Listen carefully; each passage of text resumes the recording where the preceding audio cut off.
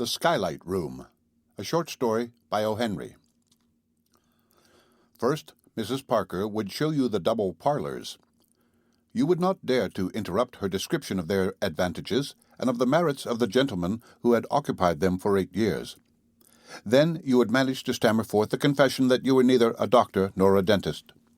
Mrs. Parker's manner of receiving the admission was such that you could never afterward entertain the same feeling toward your parents who had neglected to train you up in one of the professions that fitted Mrs. Parker's parlors. Next, you ascended one flight of stairs and looked at the second floor back at $8, convinced by her second-floor manner that it was worth the $12 that Mr. Tusenberry always paid for it until he left to take charge of his brother's orange plantation in Florida, near Palm Beach, where Mrs. McIntyre always spent the winters that had the double front room with private bath. You managed to babble that you wanted something still cheaper. If you survived Mrs. Parker's scorn, you were taken to look at Mr. Skidder's large hall room on the 3rd floor. Mr. Skidder's room was not vacant. He wrote plays and smoked cigarettes in it all day long. But every room hunter was made to visit his room to admire the lambrequins. After each visit, Mr. Skidder, from the fright caused by possible eviction, would pay something on his rent.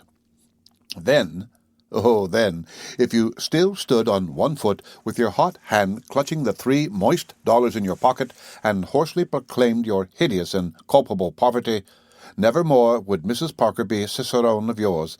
She would honk loudly the word Clara, she would show you her back, and march downstairs. Then Clara, the colored maid, would escort you up the carpeted ladder that served for the 4th flight and show you the Skylight Room. It occupied 7 by 8 feet of floor space at the middle of the hall. On each side of it was a dark lumber closet or storeroom. In it was an iron cot, a washstand, and a chair. A shelf was the dresser. Its 4 bare walls seemed to close in upon you like the sides of a coffin. Your hand crept to your throat, you gasped, you looked up as from a well, and breathed once more. Through the glass of the little skylight you saw a square of blue infinities. $2, sir, Clara would say in her half-contemptuous, half-Tuskegeenial tones. One day Miss Leeson came hunting for a room. She carried a typewriter made to be lugged around by a much larger lady. She was a very little girl, with eyes and hair that had kept on growing after she had stopped, and that always looked as if they were saying, "Goodness me, why didn't you keep up with us?" Mrs. Parker showed her the double parlors. "In this closet," she said, "one could keep a skeleton or anesthetic or coal—" "But I am neither a doctor nor a dentist," said Miss Leeson with a shiver. Mrs. Parker gave her the incredulous, pitying, sneering, icy stare that she kept for those who failed to qualify as doctors or dentists, and led the way to the 2nd floor back. $8, said Miss Leeson. "Dear me, I'm not heady if I do look green. I'm just a poor working girl. Show me something higher and lower." Mr. Skidder jumped and strewed the floor with cigarette stubs at the rap on his door. "Excuse me, Mr. Skidder," said Mrs. Parker, with her demon's smile at his pale looks. "I didn't know you were in. I asked the lady to have a look at your lambrequins." "They're too lovely for anything," said Miss Leeson, smiling in exactly the way the angels do. After they had gone, Mr. Skidder got very busy erasing the tall, black-haired heroine from his latest, unproduced play, and inserting a small, roguish one with heavy, bright hair and vivacious features. "Anna Held'll jump at it," said Mr. Skidder to himself, putting his feet up against the lambrequins and disappearing in a cloud of smoke like an aerial cuttlefish. Presently the tocsin call of "Clara" sounded to the world the state of Miss Leeson's purse. A dark goblin seized her, mounted a Stygian stairway, thrust her into a vault with a glimmer of light in its top, and muttered the menacing and cabalistic words, $2. "I'll take it," sighed Miss Leeson, sinking down upon the squeaky iron bed. Every day Miss Leeson went out to work. At night she brought home papers with handwriting on them and made copies with her typewriter. Sometimes she had no work at night, and then she would sit on the steps of the high stoop with the other roomers. Miss Leeson was not intended for a skylight room when the plans were drawn for her creation. She was gay-hearted and full of tender, whimsical fancies. Once she let Mr. Skidder read to her 3 acts of his great, unpublished comedy. It's no kid, or the heir of the subway. There was rejoicing among the gentlemen roomers whenever Miss Leeson had time to sit on the steps for an hour or two. But Miss Longnecker, the tall blonde who taught in a public school and said, "Well, really," to everything you said, sat on the top step and sniffed. And Miss Dorn, who shot at the moving ducks at Coney every Sunday and worked in a department store, sat on the bottom step and sniffed. Miss Leeson sat on the middle step, and the men would quickly group around her. Especially Mr. Skidder, who had cast her in his mind for the star part in a private, romantic, unspoken drama in real life. And especially Mr. Hoover, who was 45, fat, flush, and foolish, and especially very young Mr. Evans, who set up a hollow cough to induce her to ask him to leave off cigarettes.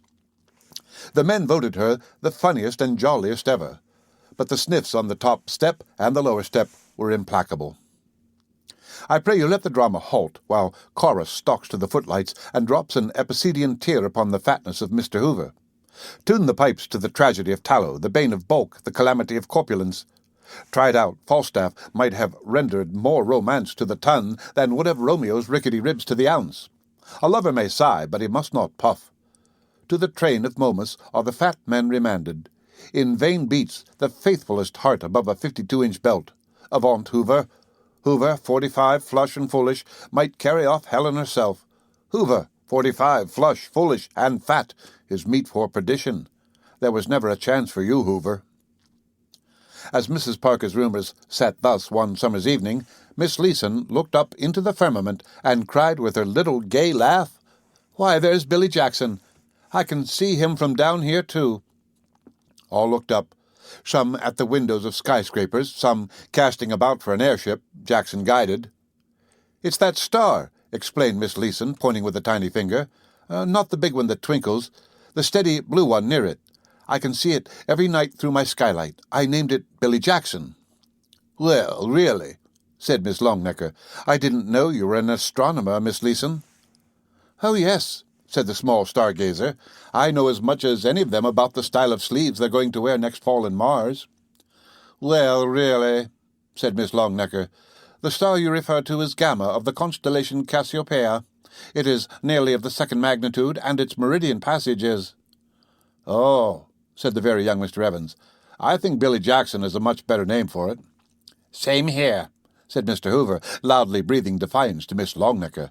"I think Miss Leeson has just as much right to name stars as any of those old astrologers had."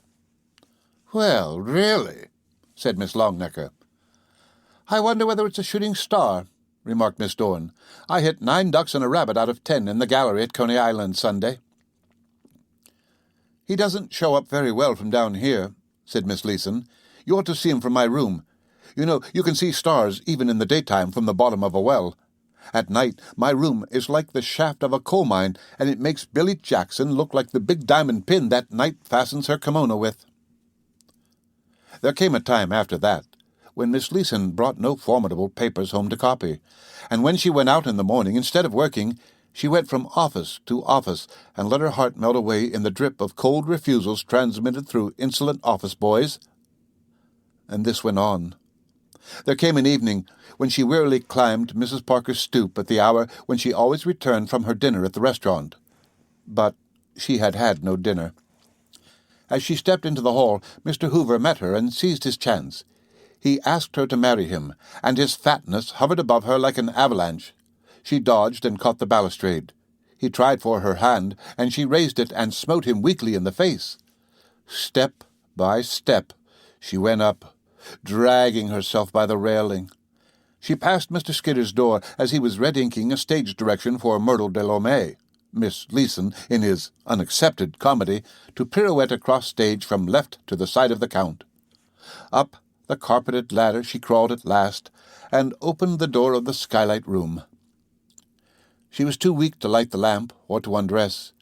She fell upon the iron cot, her fragile body scarcely hollowing the worn springs, and in that Erebus of the Skylight Room she slowly raised her heavy eyelids and smiled. For Billy Jackson was shining down on her, calm and bright and constant through the skylight. There was no world about her. She was sunk in a pit of blackness, with but that small square of pallid light framing the star that she had so whimsically and, oh, so ineffectually named. Miss Longnecker must be right. It was Gamma of the constellation Cassiopeia, and not Billy Jackson, and yet she could not let it be Gamma. As she lay on her back, she tried twice to raise her arm. The third time she got 2 thin fingers to her lips and blew a kiss out of the black pit to Billy Jackson. Her arm fell back limply.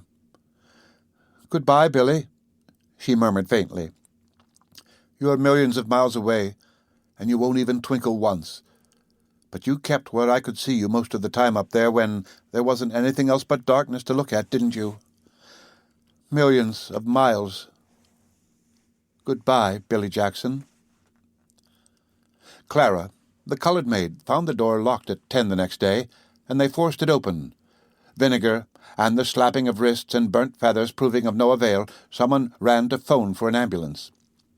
In due time it backed up to the door, with much gong clanging, and the capable young medico in his white linen coat, ready, active, confident, with his smooth face half debonair, half grim, danced up the steps.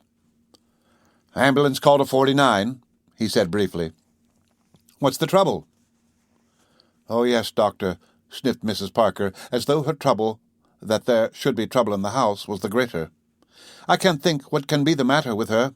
Nothing we could do would bring her to. It's a young woman, a Miss Elsie... Yes, a Miss Elsie Leeson. Never before in my house." "What room?" cried the doctor in a terrible voice, to which Mrs. Parker was a stranger. "The Skylight Room. It—" Evidently the ambulance doctor was familiar with the location of Skylight Rooms. He was gone up the stairs, 4 at a time. Mrs. Parker followed slowly as her dignity demanded. On the first landing, she met him coming back, bearing the astronomer in his arms. He stopped and let loose the practised scalpel of his tongue, not loudly. Gradually Mrs. Parker crumpled as a stiff garment that slips down from a nail. Ever afterward there remained crumples in her mind and body. Sometimes her curious rumors would ask her what the doctor said to her. "Let that be," she would answer. "If I can get forgiveness for having heard it, I will be satisfied." The ambulance physician strode with his burden through the pack of hounds that follow the curiosity chase, and even they fell back along the sidewalk abashed, for his face was that of one who bears his own dead. They noticed that he did not lay down upon the bed prepared for it in the ambulance the form that he carried, and all that he said was, "Drive like hell, Wilson," to the driver. That is all. Is it a story? In the next morning's paper I saw a little news item, and the last sentence of it may help you, as it helped me, to weld the incidents together. It recounted the reception into Bellevue Hospital of a young woman who had been removed from number 49 East You-Know-What Street, suffering from debility induced by starvation. It concluded with these words: "Dr. William Jackson, the ambulance physician who attended the case, says the patient will recover." The End of the Skylight Room, a short story by O. Henry. Read by Rick Kishner. For Lit to go on the web at fcit.usf.edu.